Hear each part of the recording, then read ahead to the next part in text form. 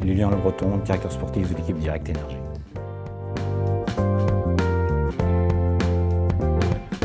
En ce qui concerne Brian, oui, effectivement, je pense qu'il a atteint un niveau où maintenant il doit passer un cap en termes de qualité de victoire.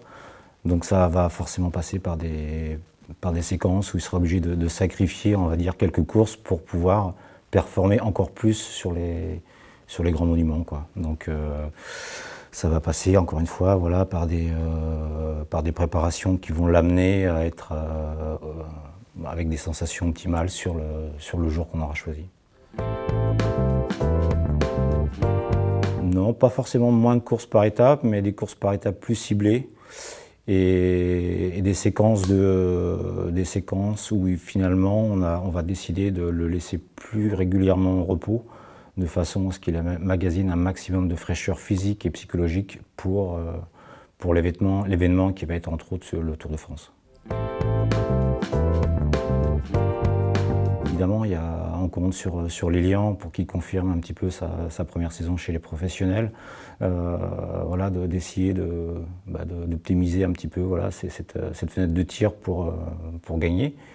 On a la chance de récupérer un garçon comme Jonathan Hiver, que moi je considère un petit peu comme un artiste, c'est-à-dire qu'il est capable de battre n'importe qui, n'importe quand dans la saison. Il l'a déjà fait par le passé.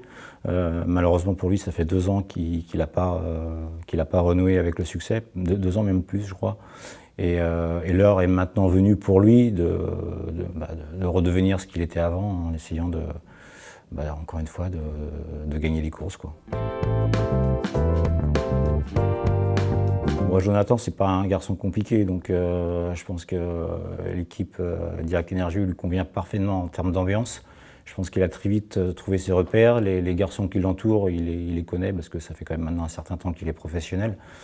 Et moi, je suis enthousiaste et impatient de retrouver Jonathan. C'est difficile à dire parce qu'il y a beaucoup de coureurs qui ont les qualités pour gagner. J'espère qu'un Romain Cardis va pouvoir confirmer tout le bien qu'on pense de lui. Un Thomas Bouda, évidemment, qui, même si lui a déjà gagné chez les professionnels, je pense que le fait de délaisser un petit peu la piste cette année va vraiment lui ouvrir les routes pour devenir un coursier vraiment spécialiste de la route. Et ça, comme c'est un gagneur, je pense qu'il ne sera pas très loin à gagner. Ouais, ça, c'est les références, c'est les exemples, c'est peut-être les 2 derniers dinosaures du cyclisme français, mais c'est pour moi une fierté de travailler avec des garçons comme ça. Ouais.